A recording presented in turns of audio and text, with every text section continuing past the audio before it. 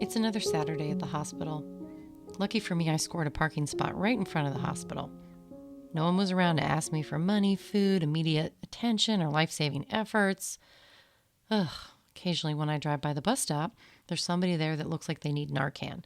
But today, surprisingly, no one. To a superstitious emergency department nurse practitioner, to say that the environment around where they work is quiet is a faux pas.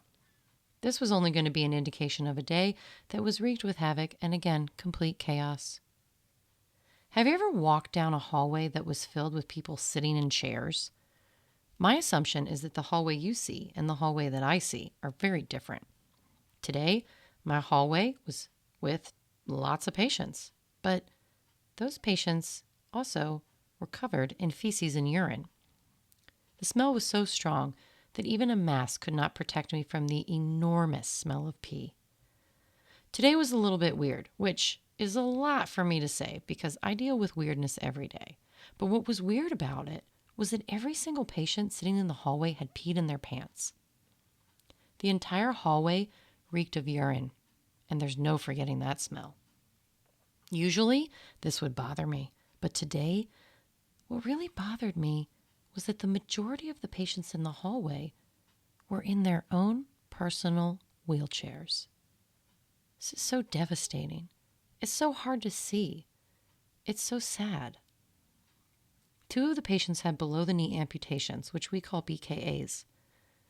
Some might feel that the appropriate term for these patients might be destitute, unfortunate, sad, or even oddities. But truly, this was a weird experience. I don't think many people can sit and say they've walked through a hallway of wheelchairs and patients covered in their own urine in the span of simply 10 minutes. Before I could sign in, patients were asking me for food, how long the wait time was, what I was going to do to ensure that they received care immediately. The problem was mainly that many of these patients had already been seen earlier this morning, yesterday, and the day before. The majority of these patients come here every single day of their lives. This emergency department is a place where they spend the majority of their time, and we spend the majority of our time taking care of them.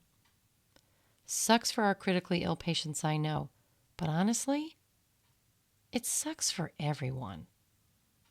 This makes it difficult to care for patients who are having heart attacks and strokes, but the refill for the hypertensive medications that patients will never fill, or care plans for patients that patients will never do, or other things that we do that aren't critical care emergencies, are actually why we exist.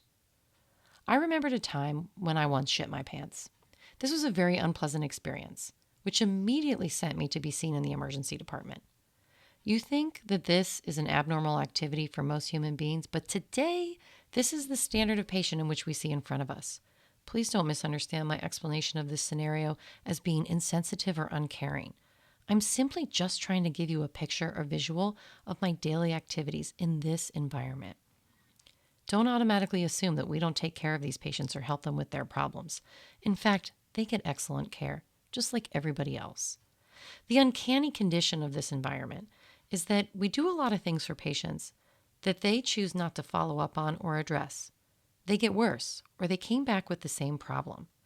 There's only so much we can do to make other people care about their own lives. If shitting in your pants isn't something that you care to fix or change, given the enormous amount of resources we provide for you on a free and daily basis, I'm not really sure how much more I can do for you today. Regardless, I needed to make sure that I had 15 intubations logged in my book so I could be recredentialed. You're probably wondering what recredentialing is. Recredentialing is a point in time in which your license is flagged for review.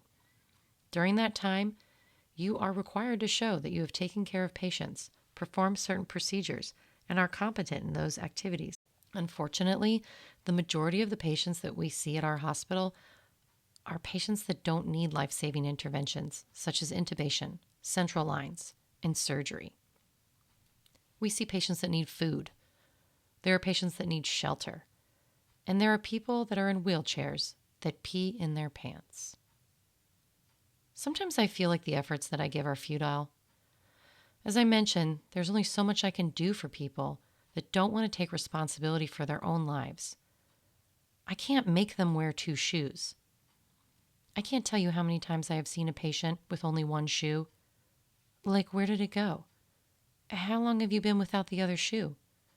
Do they even want a new shoe? I mean, do I even really need to be thinking about this? Look, if you can find both shoes today in your closet, and then you can tell me about it, I'll probably be generally happy for you. Try me. You won't, but I know who will.